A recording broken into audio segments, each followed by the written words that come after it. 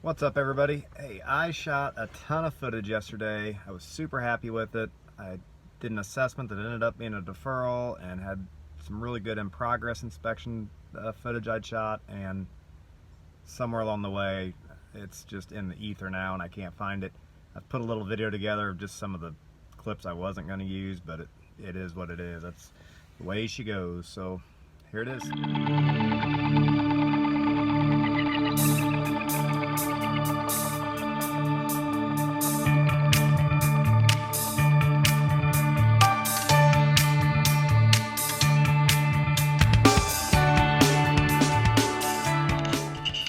So after my assessment went awry this morning, I decided to come swing by and do an in-progress inspection.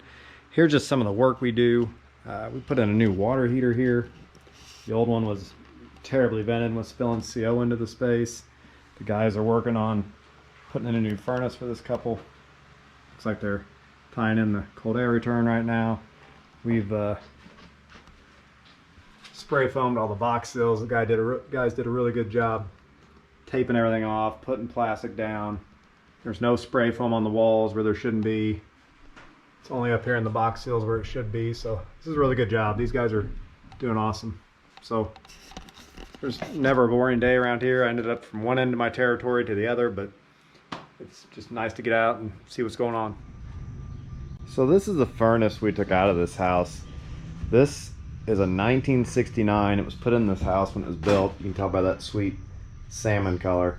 This is a 125,000 BTU furnace. Way oversized. That house that we were just at, I think, is like 1,200 square feet maybe. So this is grossly oversized. We went back with a 50,000 BTU model, and we've air sealed that house to death. It's down about 800 CFM on the blower door. Start out around 16, I think. So we've cut the air leakage in half. Coupling that with our insulation levels we're going to put in, we've been able to cut this furnace size in half or more. Same with this old AC. This thing is just roached. So this family ought to see a tremendous energy savings in the measures we did there, being able to cut all their stuff in half.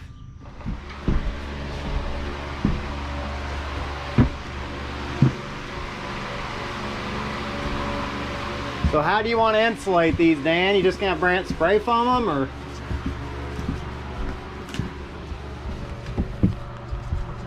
Oh, like that kitchen pipe over there. Yeah. I'd say we just, God damn, it's hot, isn't it? It's not terrible up there. But yeah, it's warm enough. Are you using flex there What's that? on your duct? Yeah. If Brant still has that machine, be as well just to spray that real quick. The actual The kitchen one, oh, right. just so it doesn't He was condensate. supposed to. No, he didn't. I'll yell at him.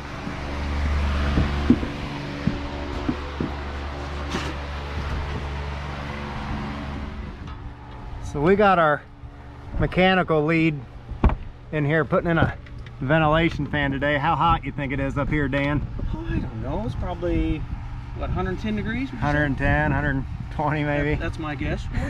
Not bad with a fan. Not bad with a fan, he says.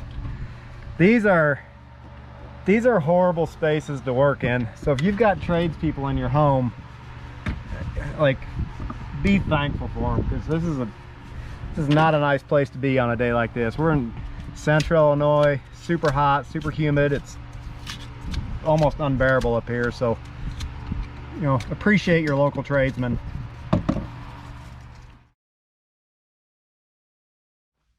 All right, so that final number you saw there, that was our finished blower door number of air leakage. How many CFMs of air that house is leaking now.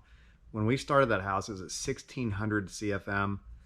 And when we got done, you see it was at 775. So we cut that by over half. That is incredibly difficult to do. So we spent a lot of time up in that attic, moving bats around, air sealing top plates. We did the box seals down there. The total cost of that job, we spent $11,000. Now, since we are a nonprofit agency and we're running crews, and we're buying products at cost, we are really able to maximize all these factors to be able to deliver a lot of product and a lot of services for a very low price. So for that $11,000, I got a new furnace, new central air conditioner, new water heater. We installed a continuously running ventilation fan. Because we sealed that house up so tight, we run a calculation that tells us how much air we need to bring back into that house so they don't have ventilation issues, mold and moisture issues, different things like that, because we eliminated a lot of that house's original breathing potential by sealing up all the cracks and different ways that air was getting in and out of that house. We also went through there and did weather stripping and seals on all the doors, put in LED light bulbs. Like I said, we spray foamed the box sill. In the attic, they had R11 bats just kind of laying up there. You can see in that one video. We ended up insulating, we added another R40 on top of that, so they ended up with about an R51 in that attic. And all of that is for the price of, you know, that $11,000. That was at no cost to them. This was a very elderly couple. He was 91 or 92. You know, they built that house back in the 60s. It had all the original appliances still remaining, the original furnace that you saw. The water heater wasn't quite as old, but the way somebody put that thing in was causing CO to spill out of the vent into the house. So we replaced that with the power vented one. And the amount of economic return that these people are going to be able to have now, especially with their fixed income, is going to be tremendous. I would estimate their power bills will go down just huge, probably by 50% maybe, because they got rid of a furnace that was tremendously too big. That thing was probably firing up, hitting a limit switch, firing back off. We put in a much smaller furnace. It's going to use much less natural gas, and it's that all the heat is going to stay in the house longer now due to all the air sealing we did. So running crews is really the key to how we maximize this program's potential, because it helps with our buying power, the prices we pay, and our guys all make a fair wage. It's really the key to how this agency implements weatherization. So this video wasn't what I intended. I hope it kind of gives you a little bit of insight to what we do and just how hard it is to get this stuff done right. All right, thanks guys.